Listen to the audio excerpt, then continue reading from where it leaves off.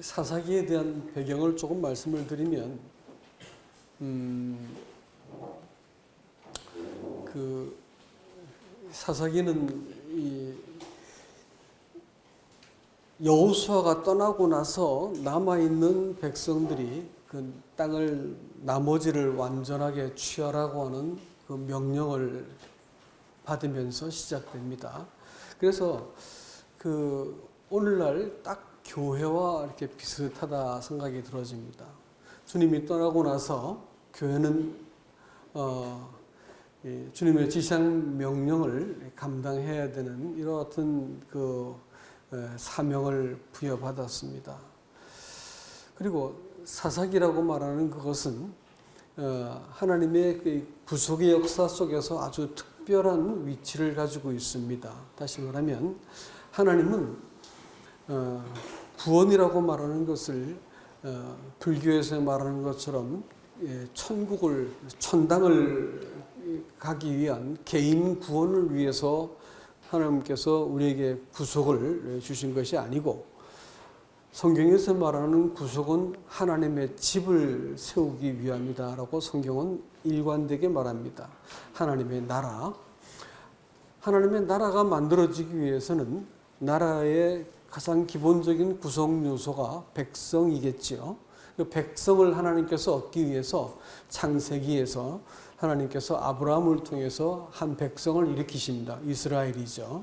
그래서 그 백성이 애굽으로 갔다가 광야로 나와서 가나안으로 다시 돌아오는 이 모든 과정을 이렇게 그려주면서 하나님께서 계속해서 자기 백성을 선별해 냅니다. 에서를 버리고 야곱을 취하시고, 또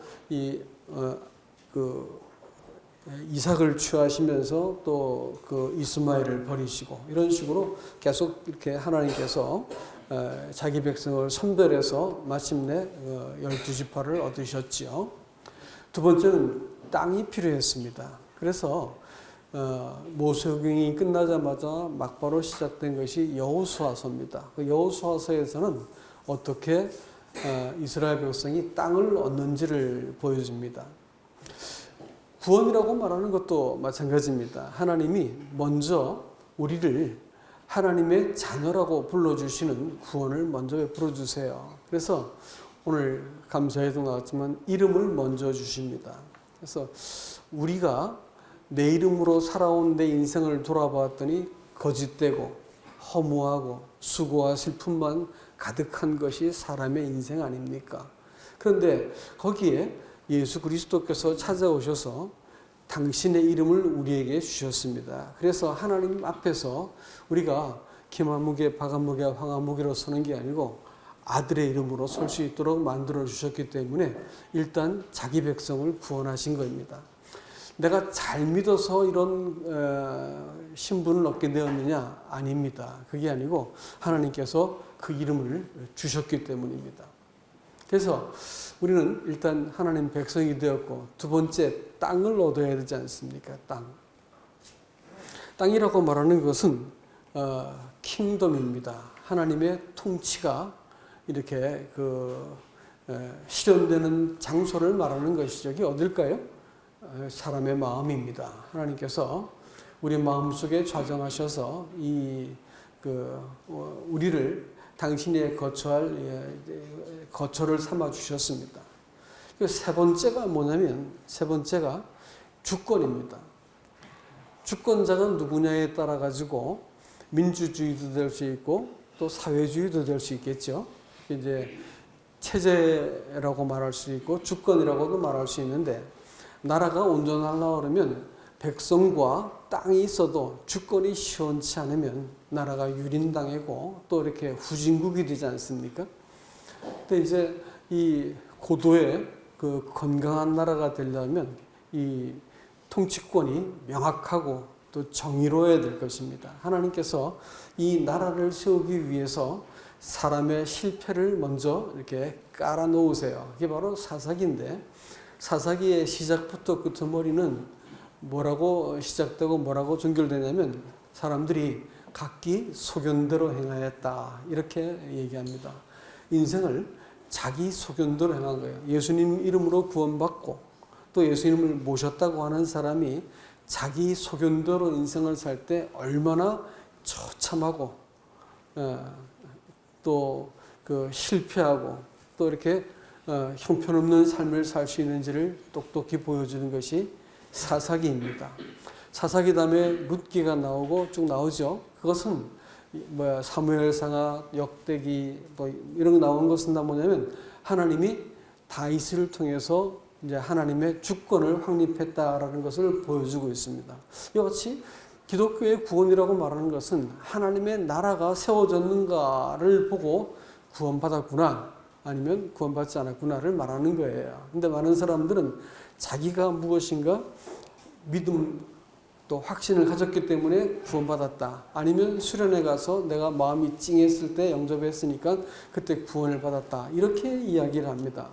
사실은 구원이라고 하는 것은 하나님의 일방적인 일이고 그 구원이 사람 속에 딱 시행되기 시작할 때 어떤 일이 벌어지냐면 하나님은 하나님의 영을 보내주세요. 성령이시죠. 하나님은 영이시라고요. 사람들은 하나님이 영이시라니까 무슨 귀신 비슷하게 보이지 않는 존재라고 생각하시는데 그거 좀 잘못된 생각입니다. 내가 이르는 말이 영이요 생명인 줄 알라 이렇게 말씀하셨을 때 그 영이라고 말하는 그것은 보이지 않는 어떤 대상이라기보다는 그 하나님 다우심이다 이렇게 말할 수 있습니다. 그러니까 하나님의 영이 사람 속에 딱 찾아오면 어떤 변화가 일어나게 되어지면 사람이 하나님 다우심에 설득을 당합니다. 또 지배를 받게 되어지고 그분의 인도하심을 따라가게 되는 거예요. 근데 하나님이 그 영이 되신 하나님이 사람에게 나타날 때는 어떻게 나타나시냐면 태초에 말씀이 계시느라 해서 그 말씀이 우리와 함께 거하심에 해서 하나님의 영이 뭘로 오셨다고요? 말씀으로 오신 거예요.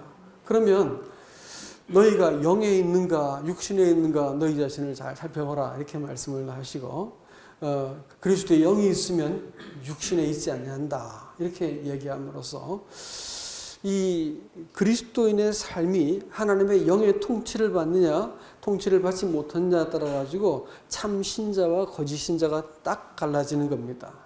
그렇다고 할 것 같으면 영에 있다고 하는 것은 이 막연한 개념이 아니라 아주 명확한 개념입니다. 그것은 하나님의 영이라고 말씀이시기 때문에 그 말씀이 나를 지배하시고 이끌으시고 내게 어떤 주권을 행사하시는 관계가 되어졌으면 영에 있는 사람들이고요. 하나님의 말씀이 나에게 최종적인 권위가 되어지 못하면 아직까지 영이 없는 사람이다 이렇게 말하는 겁니다. 아니면 성령을 소멸시킨 사람이다 이렇게 말할 수 있겠죠. 자, 이런 의미에서 사사기는 자기의 그 백성으로서 인정도 받았고 땅도 성령도 들어오셔서 다스리기 시작했음에도 불구하고 자기의 소견대로 행한 아주 비참한 그리스도인들의 실패를 여실히 보여주고 있는 이와 같은 책이다 할 수 있습니다.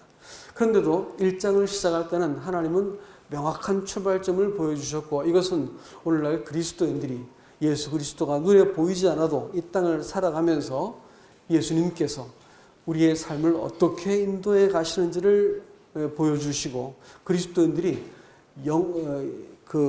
성령을 통해서 살아가는 신앙의 원리를 정확하게 보여주고 있습니다. 그렇기 때문에 오늘 이 말씀은 중요하다라는 것이죠.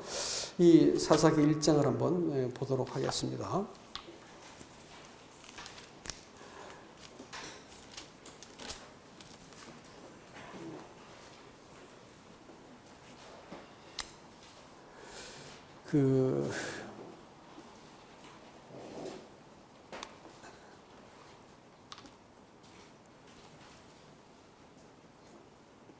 사사기 1장에 볼 것 같으면 그 1장 19절에 이렇게 보시면 제가 이제 다 읽지는 못하겠지만 여러분들이 이제 나중에 참조해서 보시기 바랍니다.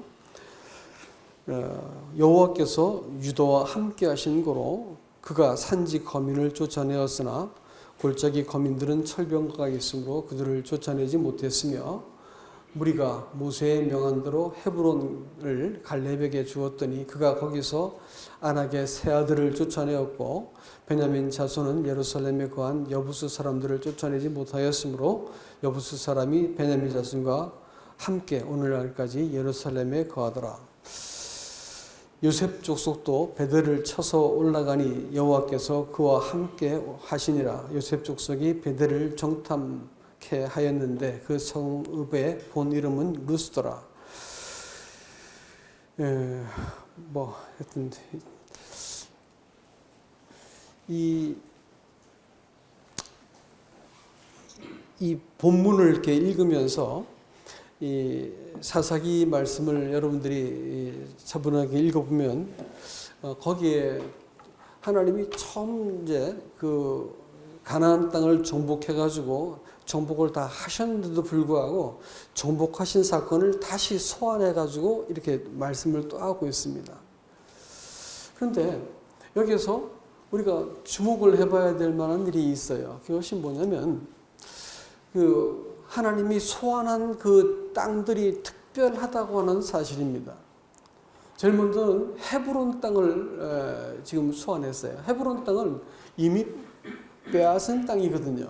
그런데도 불구하고 헤브론 땅을 뺏었다는 이야기를 지금 분명히 얘기하고 있습니다. 그리고 또 그 다음에는 그 요셉 족속에 의해서 베델을 또 이렇게 얻었다 이렇게 얘기하고 또 예루살렘을 이렇게 또 얻었다 또 이렇게 얘기를 하고 있고요. 그 다음에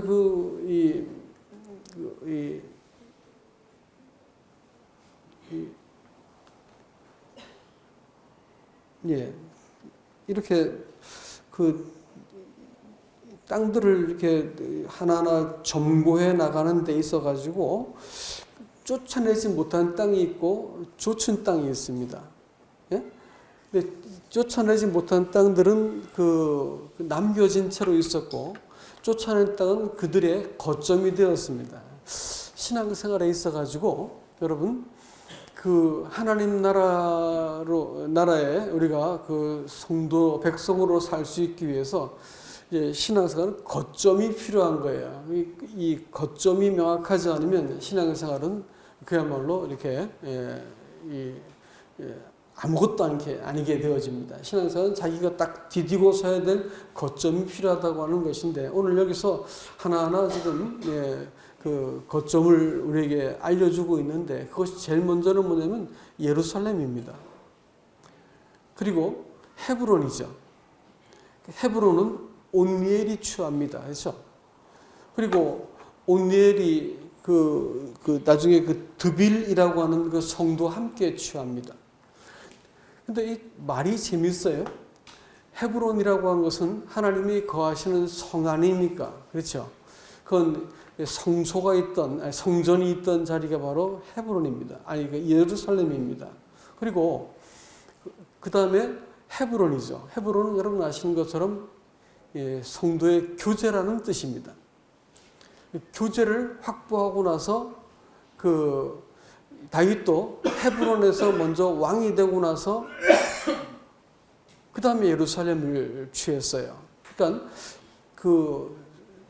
이 그리스도인이 설 수 있는 가장 기본적인 거점은 뭐냐면 하나님 앞에서 예배를 드리는가 하는 문제입니다.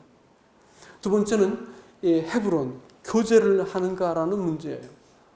성도의 교제 속에서 예수 그리스도를 볼 수 있는 그런 공동체가 있으면 절대로 망하지 않습니다. 근데 공동체가 위선을 떨고 신앙을 과장하기 시작하고 방향이 잘못되어지면 반드시 와해되게 되어 있습니다. 아니면 그건 사단에게 속한 것이든지. 하나님의 교회는 먼저 예배를 하나님 앞에 바르게 드리는가로 구별할 수 있습니다. 두 번째는 성도의 교제가 예수 그리스도 그분을 말하는지 또 그것이 정직한 교제를 통해서 성도들이 그것을 그리스도를 공유하는지를 볼 것 같으면 하나님의 교회인지 아닌지가 분명합니다. 많은 기적도 말하고 또 어떤 교리적으로 원어적으로 해가지고 사람들한테 자기를 과시하는 이런 것이 많이 있어요. 하지만 그런 것들은 결코 교회가 되지 않습니다. 교회는 예수 그리스도를 정직하게 공유하는 교제권이 있으면 교회가 되는 거예요. 세 번째는 드빌이라고 하는 것입니다. 드빌이라는 것은 말뜻이 뭐냐면 그 책의 성이라고 합니다. 그 책이 뭘까요? 두말할 것 없이 말씀이죠. 성경입니다. 여러분, 저는 이 말씀을 읽다 갑자기 사도행전 2장 42절 말씀이 떠올랐습니다. 그 2장 42절 말씀을 잠깐 돌아가서 이야기를 할까요? 사도행전 2장 42절 말씀.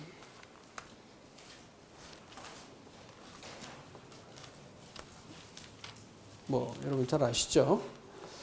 지난번 우리 한영 형제님이 또 교제해 주셨는데, 보면 성령께서 이 땅에 강림하셨어요. 강림을 했더니 그 강림한 결과가 뭐냐면 교회가 만들어진 겁니다. 성령인 이 땅에 오셔가지고 각 개인의 성도를 구원에 이르도록 돕지만 성령의 가장 제일 목적이 뭐냐면 교회를 이루시는 거예요. 그래서 그리스도를 증거하셔가지고 그리스도가 서로 공유되어지는 그런 교제권을 만들어주는 것, 그걸 교회라고 부르는 거거든요. 그래서 2장 42절에 보면 저희가 사도의 가르침을 받아 서로 교제하며 떡을 떼며 기도하기를 전혀 힘쓰니라, 이렇게 얘기했거든요. 이것이 성령께서 강림했더니 그 강림한 결과 이렇게 반응이 나타나고 이런 일들이 일어나서 교회가 만들어졌다고 하는 것입니다. 그렇다면 교회가 만들어지는 것은 지금도 동일한 원리로 교회가 만들어진다고 하는 사실입니다. 사도의 가르침입니다. 오늘날은 사도가 없어요. 그렇죠? 그러면 사도들이 기록한 말씀을 가지고 영감 있는 성령께서 영감을 사용하셔가지고 회중 가운데 말씀을 나누도록 해주시죠. 그 말씀이 하나님으로부터 오지 않은 말씀이 강단과 교제에서 자꾸 말해지기 시작하면 어떻게 될까요? 성도들이 고통하기 시작합니다. 그리고 방향을 잃어버리고 또 엉뚱한 일들이 교회 가운데 들어오기 시작하죠.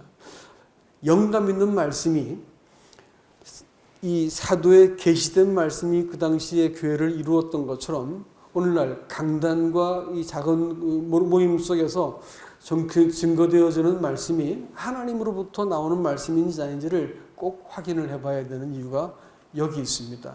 아까 말씀을 잠깐 드렸지만 말씀은 곧 영이신 하나님께서 가지고 계신 마음의 뜻이에요.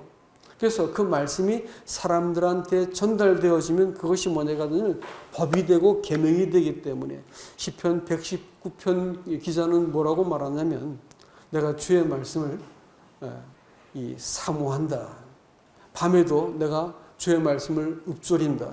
주의 말씀을 먹기 위해서 내가 헐떡인다. 이렇게 표현을 하면서 말씀을 내가 어찌 그리 사랑하는지요. 이렇게 표현합니다. 그런가 하면 히브리서 4장에 가볼 것 같으면 하나님의 말씀은 영과 혼과 관절과 골수를 찔러 쪼갠다. 이렇게 말을 해가지고 말씀이 사람의 영혼을 파고 들어가지고 이 구부러지고 왜곡되고 이렇게 뒤섞여 있는 것을 딱 갈라내어 가지고 하나님의 뜻에 사람을 세워주는 것이 말씀인 것입니다.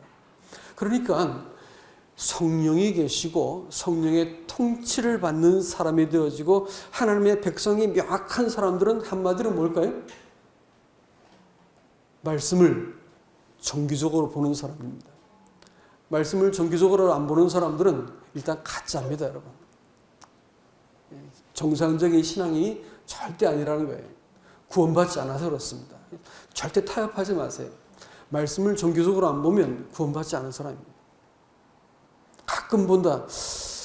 지극히 병들었거나 그러면 그럴 수 있죠. 어린 나이도 밥 안 줘보세요. 우리 그 셋째 손자가 참 점잖습니다. 근데 이 밥을 안 줬다 하면 이게 보통 깡짜가 목소리가 얼마나 큰지 그냥 집이 떠내려가는 식으로 됩니다. 살아있으면 안 먹고 어떻게 살아요? 안 먹고. 그러니까 그리스도인들이 하나님의 말씀을 통해서 하나님의 마음과 딱 하고 교감되어지는 이런 일이 없이 그리스도인들하고 속이지 마세요. 그건 그리스도인이 아닙니까? 성령은요, 하나님은 영이시다라는 그 말씀은 하나님은 말씀이시다. 하나님의 가장 고상하고 거룩하고 완전한 뜻이 가슴속에 품고 있는 거예요. 아들은 아버지와 그 교류를 하셨고 성령은 그것을 사람에게 알려주시는 분이에요. 성령이 마음속에 들어오면 하나님의 법과 뜻이 마음속에 가장 소망이 되어집니다. 인생을 아무리 살아보아도 결국은 헛된 거라는 것을 깨닫게 되어요. 내가 아무리 진지해도 핏대로 올려도 조금 지나가면 그러지 말걸 이 생각이 들게 되어 있습니다. 여러분, 사람한테 무엇이 선한 것이 있을까요? 사람한테 무엇가 영원한 것이 있을까요? 뭐가 그렇게 옳은 게 있을까요? 그런 거 없어요, 우리한테는. 그렇기 때문에 의로운 것, 거룩한 것, 완전한 것은 하나님께만 있고요.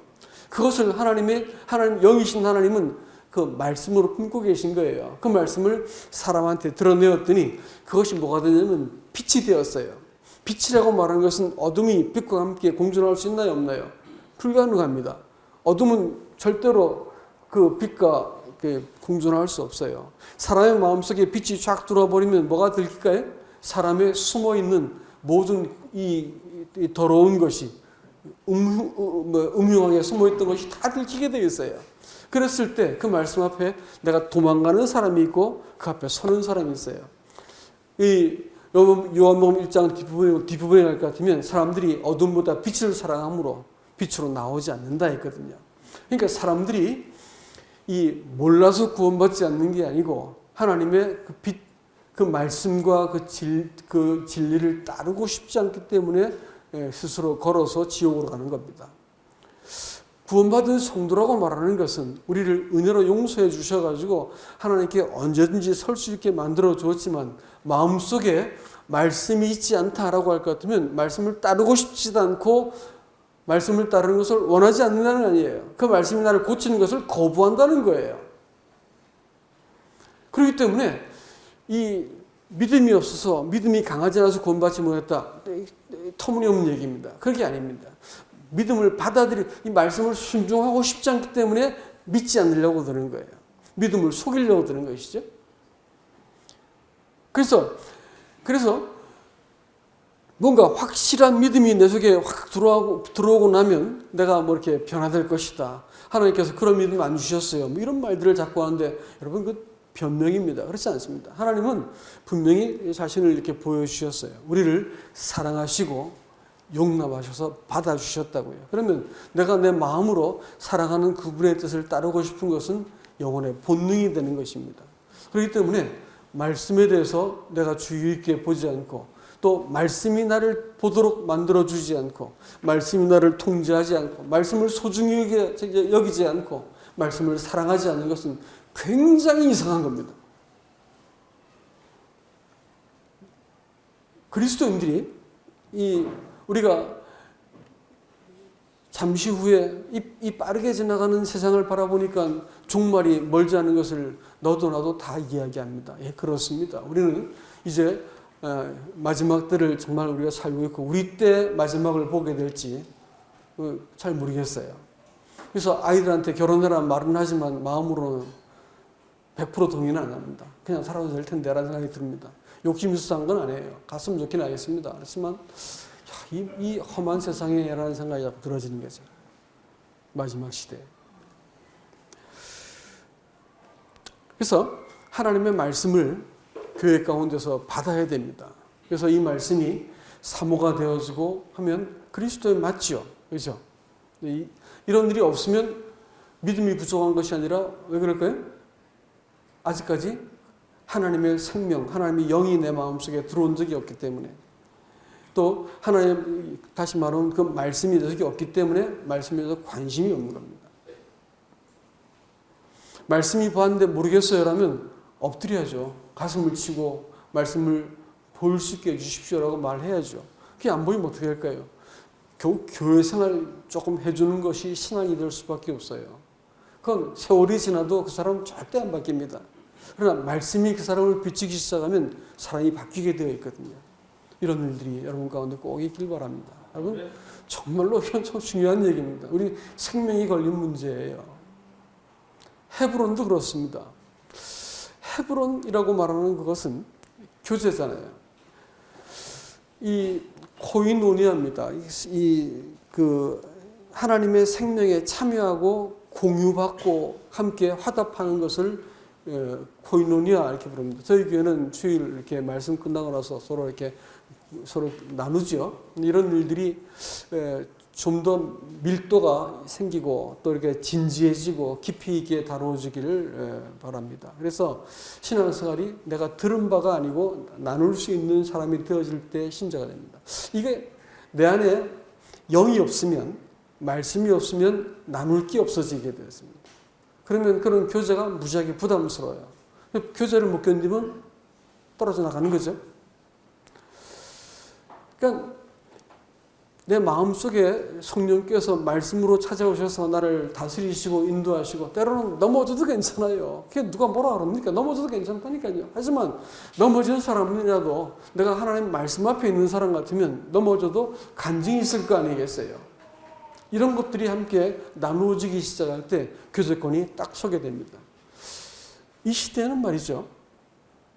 바로 이런 교제권이 없기 때문에 이 교회들이 잡스러운 프로그램을 교회 가운데 도입하고 뭔가 번쩍번쩍하는 기적들, 방언이야, 뭐 입신이야, 뭐 이렇게 이런 것들을 쫓아가게 만들어요.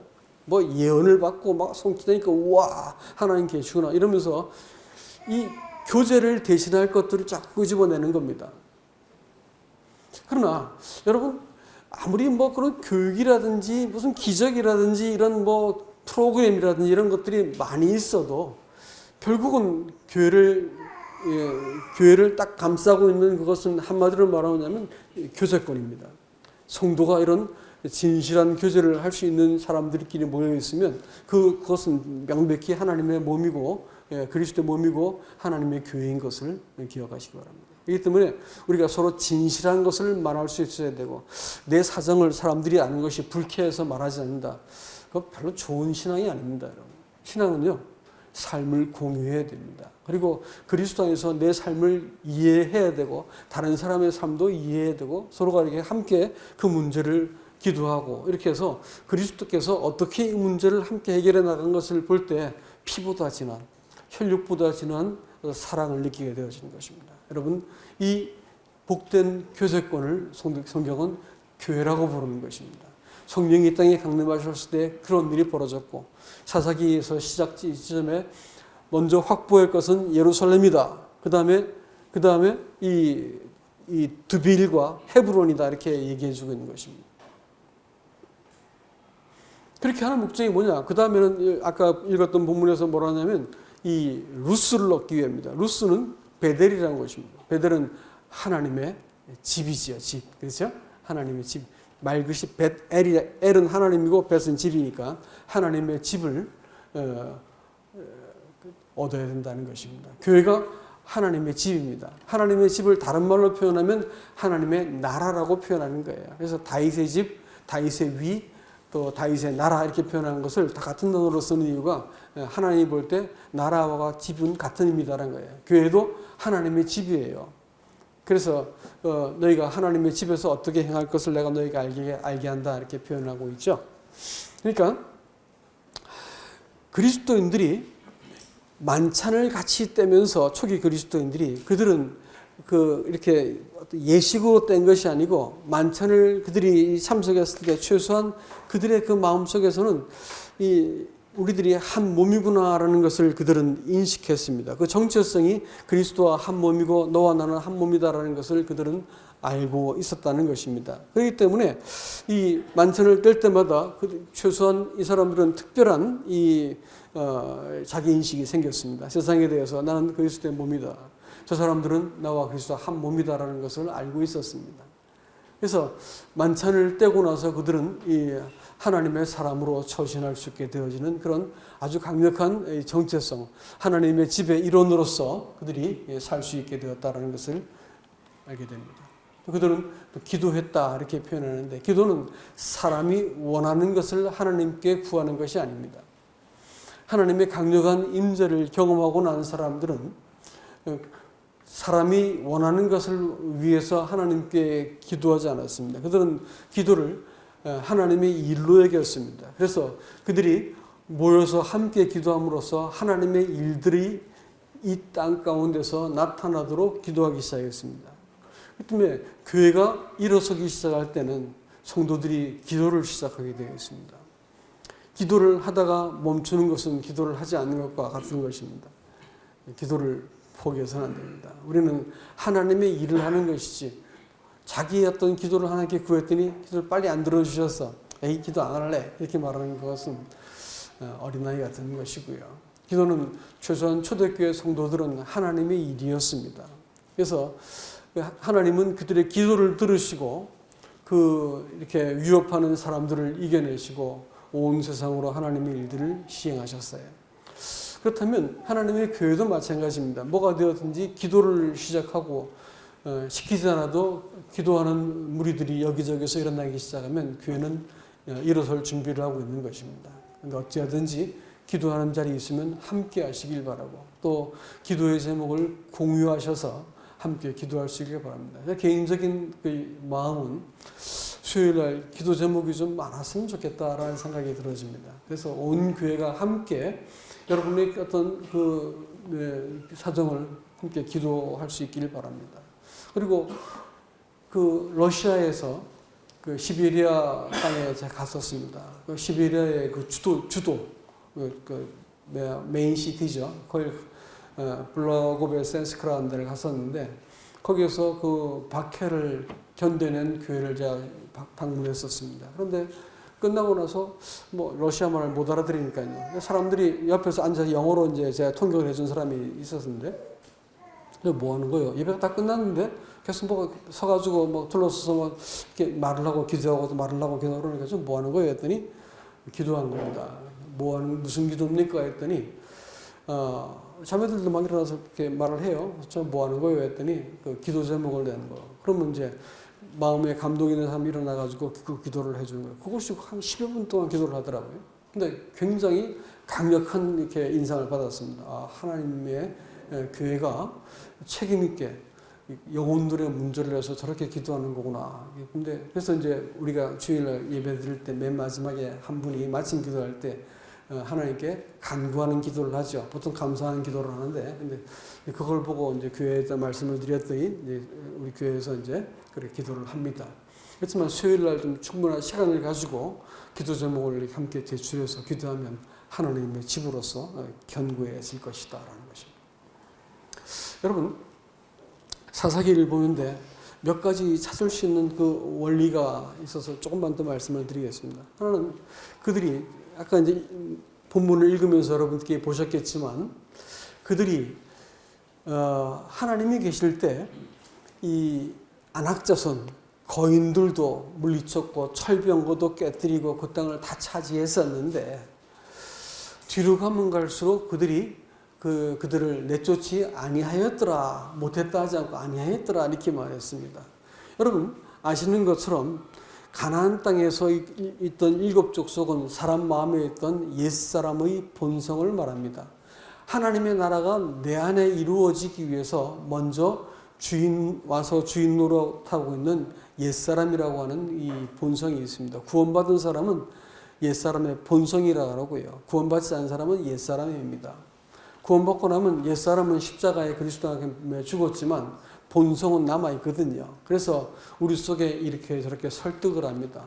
옛사람의 본성이 우세한 사람을 야곱이라고 하는 거고 우리가 이 겉사람이라고 표현하는 것입니다. 그래서 이 사람은 이 사람한테 알릴 것은 알리고 피할 것은 피하고 자기를 잘 노출하지 않고 자기 힘으로 모든가 문제를 해결하려고 자기 자존심이 중요하고 자기 이익이 중요하고 자기 입장이 늘 중요한 거예요. 한 번도 성령께 이 자리를 내어드리지 않습니다. 늘 자기 입장에서 내 체면과 입장과 이 가오가 중요하지 이러면서 이제 막 붙들고 있는 것이에요. 평생 예수 믿어도 신앙생활이 구질구질해집니다. 그래서 내가 나를 그리스도께서 못 박은 것을 나와 그리스도께 못 박힌 것을 인정하고 내 문제와 내 삶을 성도 앞에다 하나님 앞에 이렇게 내가 내어 보이기 시작할 때 하나님이 그 문제를 들으시고 함께 이렇게 회복해 나가시겠지요. 그러니까 이 가나안 7족속은 우리 마음속에 주인 행세하고 있는 옛사람의 본성입니다. 이것을 이겨먹지 못하면 이것을 정복하고 제압하지 못하면 우리는 그리스도인은 그리스도인인데 하나님이 주신 땅을 취하지 못하고 구석에서 그들을 두려워하면서 살 수밖에 없습니다. 그들은 철기 문화를 갖고 있어요. 철병거가 있었습니다. 그들은 농경 문화였기 때문에 유랑민족이었던 이스라엘과 비교도 안 되게 발달한 그 문화적인 그것을 향유하고 있던 사람들이었습니다. 그렇기 때문에 이 유목민족이었던 이스라엘이 들어가 보니까 너무너무 화려하고 근사한 거예요. 그래서 이 사람들을 다 쫓아내고 죽여버릴까? 성경 말씀은 죽이라고 했는데 안 죽였던 거죠. 왜 안 죽였을까요? 계속 좋잖아요.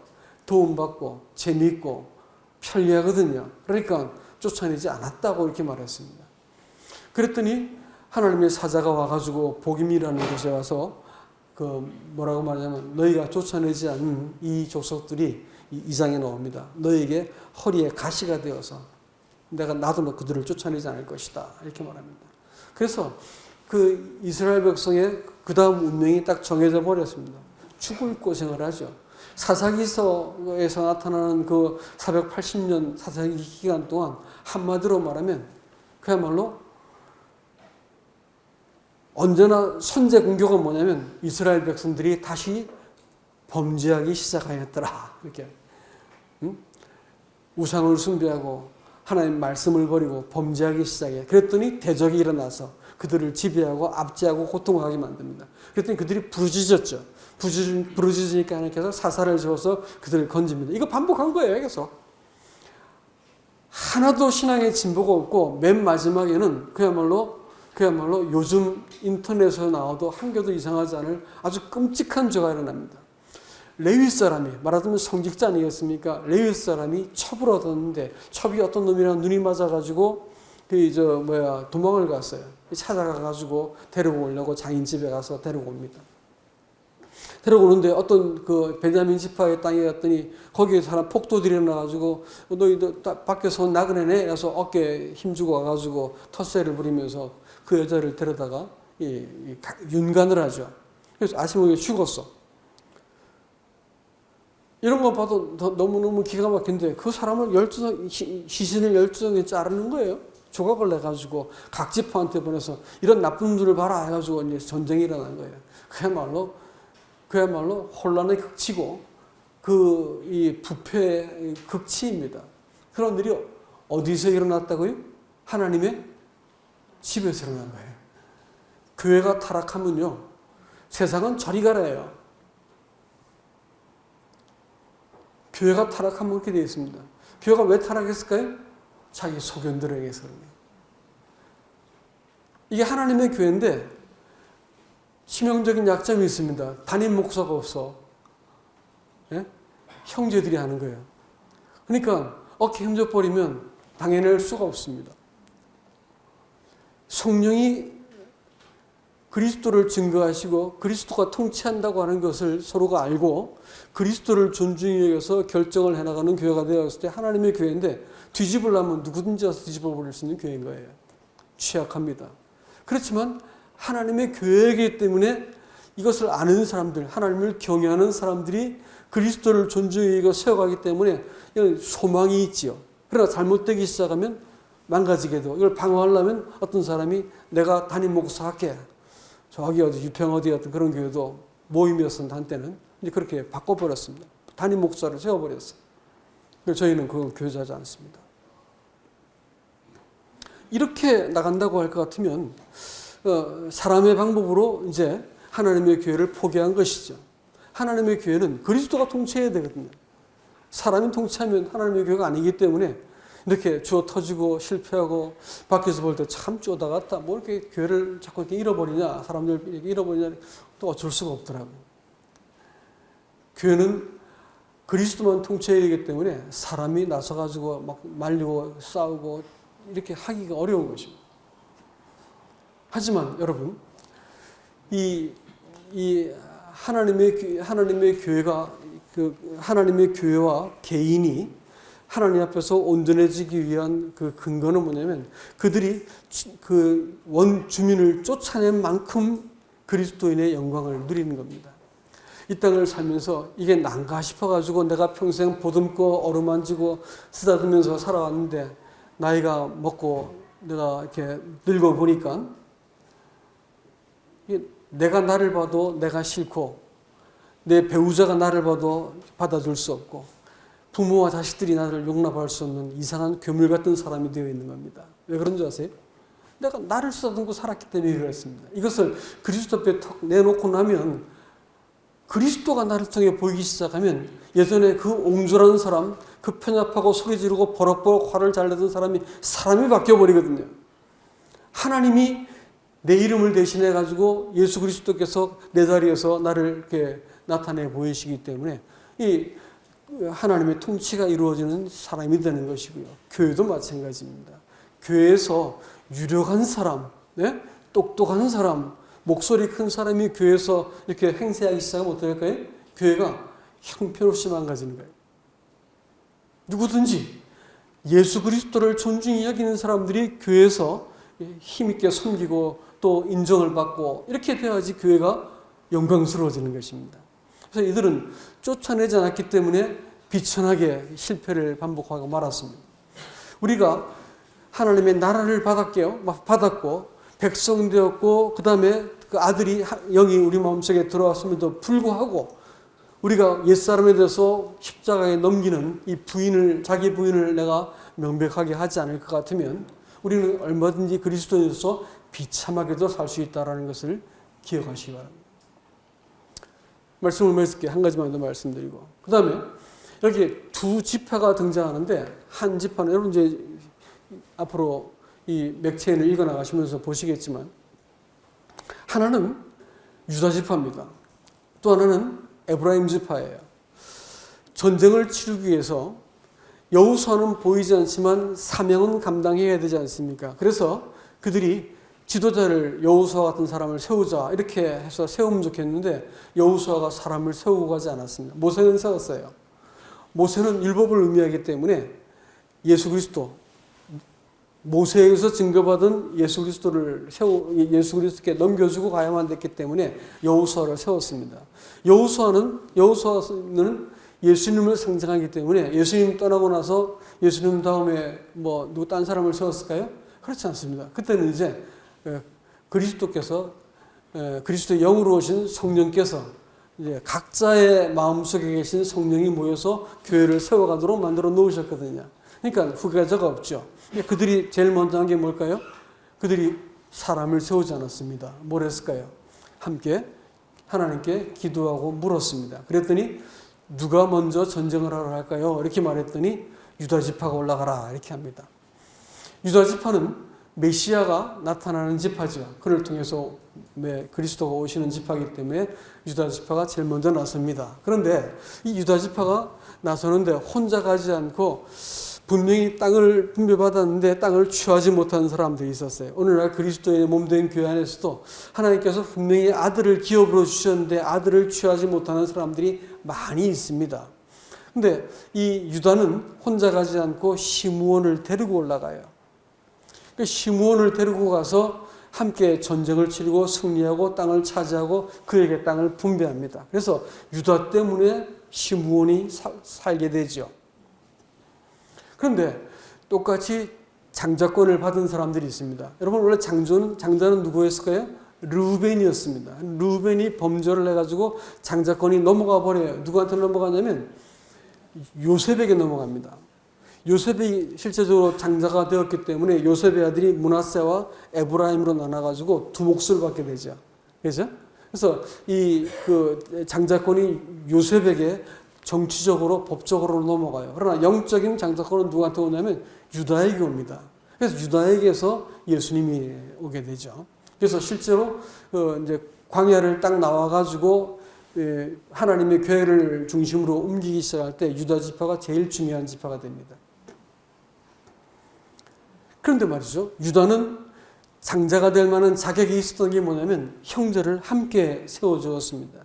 그런데 그 에브라임이라고 말하는 요셉 지파는 자기 옆에 있었던 그 지파가 단지파였었는데 단지파와 함께하지 않습니다. 단지파는 나중에 자기가 얻어야 될 그 땅을 얻지 못해요. 그래서 이 남쪽 에브라임 지파에 같이 있다가 못 얻으니까 북쪽으로 유랑하기 시작합니다. 그러다가 그 라기스 지방까지 올라가 가지고 거기에서 그 땅을 이렇게 탈취하죠. 그리고 나서 거기에 저 미가의 집에 있던 우상을 가지고 와서 북쪽에다가 이렇게 이 우상을 세우고 우상 숭배를 제일 먼저 들여온 족속이 바로 단지파가 됩니다. 그리고 그 단지파를 호응해 가지고 요셉 지파였던 에브라임 지파가 이 밑에는 그 베델에다가는 그 에브라임 지파, 요셉 지파가 이렇게 우상을 세우고 북쪽에는 이 그 단지파에다가 이 그 우상을 세웁니다. 그래서 북왕국이 만들어지죠. 그래서 이스라엘 백성을 넘어지게 만들었던 북왕국이 바로 이 에브라임 지파, 요셉 지파 때문에 형제를 돌아보지 않았던 자기만 강해지고 자기 주장과 입장만 강했던 사람은 결국은 우상 숭배의 주동자가 됩니다. 그리고 멸망해 버리죠. 단지파도 이 함께하지 못했기 때문에 형제의 도움을 받지 못했던 그는 버림받아서 나중에 우상 숭배의 그 앞잡이가 됩니다. 그리고 나서 요한계시록에서 하나님께서 12지파를 계산할 때 놀랍게 요한계시록 7장에 볼 것 같으면 단지파가 사라져 버립니다. 하나님의 교회의 원리가 그와 같습니다. 교회는요, 내가 강해지고 내가 영적이 되고 내가 많이 배우고 내가 세가지고 교회를 세우는 게 아니고요. 하나님의 교회는 반드시 서로 세우게 되어 있습니다. 그 말이 뭐냐면 나는 이런 은사야 이렇게 말하지 마세요. 별로 도움이 안 되는 말이니까. 옆에서 보고 있다 형제님이 이렇게 섬기는 거 보니까 참 제 마음속에 감동이 되어집니다. 또 계속해서 이런 사역을 해주시기 바랍니다. 누가 인정해 주는 거예요? 예, 주변에서 인정, 형제자매들이 인정해 주는 거예요. 은사와 직임은 내가 스스로 자처하는 거예요. 교회를 어렵게 하고 나갔던 사람이 나를 왜 안 세워줍니까? 막 싸우더라고요. 그랬더니 교회를 뛰쳐나가 버린다. 그건 성경적인 원리가 아닙니다. 그건 옆에서 세우는 거예요. 옆에서 봤더니 그분의 말과 그분의 간증이 일치하는 거예요. 또 하나님의 그리스도를 경외하고 그분께 대한 충성심이 있는 것을 성도들이 보고 형제님이 이렇게 저희를 이렇게 계속 섬겨주면 좋겠습니다. 이렇게 이제 요청을 하게 되는 것이죠. 서로 섬기는 거예요. 서로 세우지 않으면 망해버리는 것이죠. 개를 잡을 때 개 그 바구니에는 뚜껑이 필요 없는 거 아시죠? 그런 거 해보셨어요? 방개잡이라고 해가지고 조그만 요만한 개들 잡으러 가면 뚜껑을 안 갖고 가요. 그럼 개가 이렇게 올라가잖아요. 올라가면 도망갈 수 있는데 한 마리도 못 나갑니다. 왜냐면 아래쪽 올라가잖아요. 뒤에 딱 잡는 거예요. 못 올라가게. 서로 물건 늘어져서 못 올라가게 만들어요. 그래서 결국은 다 거기서 그 요만한 망태기를 못 벗어나고 거기서 다 죽는 거라고. 그리스도인들의 교회가 서로를 세우지 않으면 이 교회는 절대로 일꾼이 더 일어나지 않습니다. 세우기 시작하면요, 은사가 개발되어지고 책임감이 생기고 이렇게 되는 겁니다. 그러니까 하나님의 교회는 서로 세우는 원리로만 반드시 삽니다. 내가 강해지고 나 이만큼 대단하지, 나 인정해줘, 이건 터무니없는 얘기고 그런 사람은 절대로 인정받을 수 없을 겁니다. 그러나 이제 이 에브라임 지파는 바로 그런 사람들이었고 옆에 있는 바로 연약한 지파까지도 돌보지 않았기 때문에 그도 망하고 그 지파도 망하게 만들었어요. 그러나 유다 지파는 시므온 그를 함께 데리고 이 전쟁을 참여하게 만들고 기업을 나눈 사람이 되었다라는 것입니다. 그렇기 때문에 이런 차원에서 우리가 하나님의 교회를 어떻게 섬겨야 될지 알 수 있게 되어죠. 또 우리가 이 그리스도인의 영적인 삶의 원리가 사사기 1장에도 이렇게 부정적이지만 명확하게 보여지고 있습니다. 우리가 마지막 시대에 하나님의 교회로 잘 설 수 있기를 정말 소원합니다. 제가 보면서 마음에 근심되는 것이 교회가 말씀에 좀 더 창념해야 되는 게 아닌가라는 아쉬움이 듭니다. 여러분, 말씀에 좀 더 이렇게 깊이 말씀을 창념하시고 말씀을 따를 수 있기를 주님의 이름으로 축복합니다. 이상입니다.